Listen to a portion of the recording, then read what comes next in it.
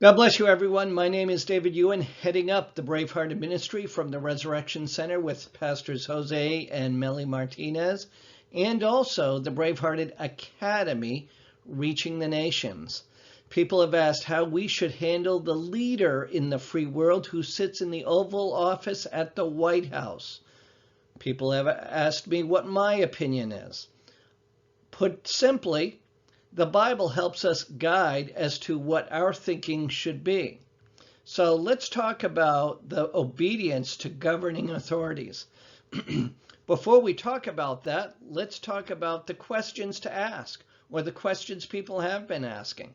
There are four common questions, and the first one is, how does the Bible teach us to submit to governing authorities? And there's a specific scripture in Romans that we'll be talking about. Number two, how should Americans view the White House? We're given certain principles to follow in the Bible. Number three, in what way can we envision the next presidential election in the United States? And number four, how should the aftermath of the election be handled no matter what the outcome is? The answer? The Bible gives us the answer in the book of Romans. You see, all authority belongs to God alone, who created the heavens and the earth, and any authority belonging to our human overlords, as we may call them, is ultimately derived authority. It's as simple as that. They only have authority because God has entrusted some measure of authority to them. Therefore, if we are going to live in submission to the authority of God, then we must also live in the submission to those rulers who have been entrusted by God with authority. When we obey our governing authorities, we obey God. When we disobey our governing authorities, then we disobey God. I'll explain more. As Christians, we are not anti-authoritarian or anti-government, and it should not be our instinctive nature to resist or to rebel against our governing authorities. It is not right. But neither is a Christian to blindly obey whatever directives come from governing authorities, for God has entrusted authority to them in order that they might be God's servant for your good. They are supposed to use their power to establish and to enforce moral order in our world by rewarding good behavior and punishing bad behavior, in simple terms. Romans chapter 13, is the 13th chapter of the epistle to the Romans in the New Testament of the Christian Bible. It is authored by the Apostle Paul while he was in Corinth in the mid-50s AD. In this chapter, the Apostle Paul reminds his readers that they should honor and obey the secular authorities. Since God puts every human authority in place to serve his purposes, Christians must submit to them. It should be noted that this idea comes with a particular context that I will explain. There's a particular context that I will explain. But first, let me say that the Apostle Paul turns to the issue of how Christians who are saved by God's grace should interact with our present governments. He describes the biblical doctrine of submission to human authorities. You see, the Apostle Paul is clear that this applies to every person. He calls for us to be in submission to government authorities, though he does not say that we must obey them in all cases. The Apostle Paul and the other apostles refused to obey commands from people in authority to stop preaching the gospel, for instance.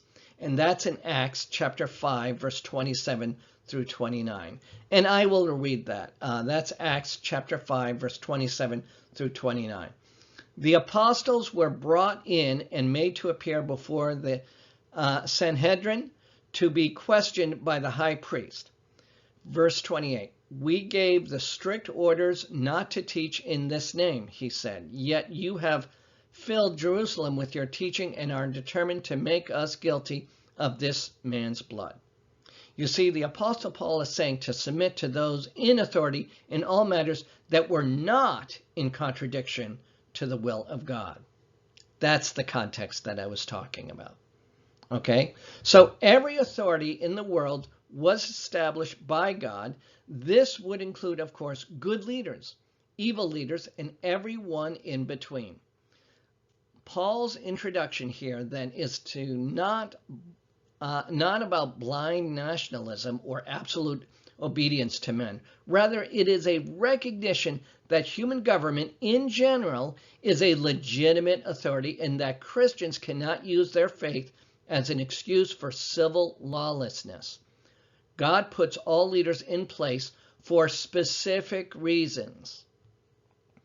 Now, let's talk about Romans chapter 13, verse 1 through 3. Romans chapter 13, verse 1 through 3, and I'll read it. Let everyone be subject to the governing authorities, for there is no authority except for which God has established. The authorities that exist have been established by God. Consequently, whoever rebels against the authority is rebelling against what God has instituted. And those who do so will bring judgment on themselves. For rulers hold no terror for those who do right, but for those who do wrong. Do you want to be free from fear of the one in authority? Then do what is right, and you will be commended. And that's Romans chapter 13, verse 1 through 3. So let me give you a review. I'm going to give you a review of Romans chapter 13, verse 1 through 3, so we have a better understanding. There's three things that I'll talk about. The first one, God is glorified and his will is fulfilled when you submit to his governing authorities. Because God has ordained government authority for our good, we must be subject to our government. That's number one. Number two, Paul is saying that when you resist government, you are resisting God. To put it positively, submission to government is an expression of your submission to God. Therefore, whether you think a law is fair or not, you have no right to disobey simply because of your preferences. If you choose to disobey, Paul states that you will receive condemnation upon yourself. And number three, I finished number two. Number three, rulers uphold the law. Hence, if you are honoring the law, you have nothing to fear under a good government. But when you do evil, you have much to fear. Those are the penalties. Those are the consequences. So in a nutshell, let me explain in a very basic way the summary of Romans chapter 13, verse 1 through 3. Quite simply, God established government. This is when the Apostle Paul says there is no authority except that which God has established.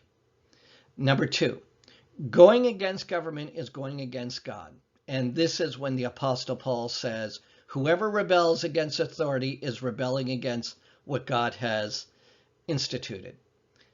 Number three, you will be judged by God if you go against the government. And this is when the Apostle Paul says, and those who do so will bring judgment on themselves. And number four, do not fear the government as long as you do what is right by the law. And this is when the Apostle Paul says, rulers hold no terror for those who do right and do what is right, and you will be commended. So I'm going to read again Romans chapter 13, verse 1 through 3.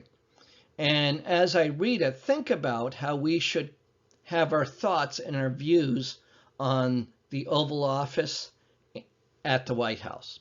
So here it is. Romans chapter 13, verse 1 through 3. Let everyone be subject to the governing authorities, for there is no authority except that which God has established. The authorities that exist have been established by God. Consequently, whoever rebels against the authority is rebelling against what God has instituted. And those who do so will bring judgment on themselves. For rulers hold no terror for those who do right, but for those who do wrong. Do you want to be free from fear of the one in authority, then do what is right, and you will be commended. And again, that's Romans chapter 13, verse 1 through 3. So we were talking about the questions we ask. One of them was, how should Americans view the White House? Another question that we were considering is, in what way can we envision the next presidential election in the United States? Another question we asked is, how should the aftermath of the election be handled no matter what the outcome? Whatever the case may be, the Bible gives us the answer in the book of Romans. And today we put focus on Romans chapter 13, verse 1 through 3. My name is David Ewan, heading up the Bravehearted ministry from the Resurrection Center and Bravehearted and Bravehearted Academy, reaching the nations. My name is David Ewan, and this is the Resurrection Center.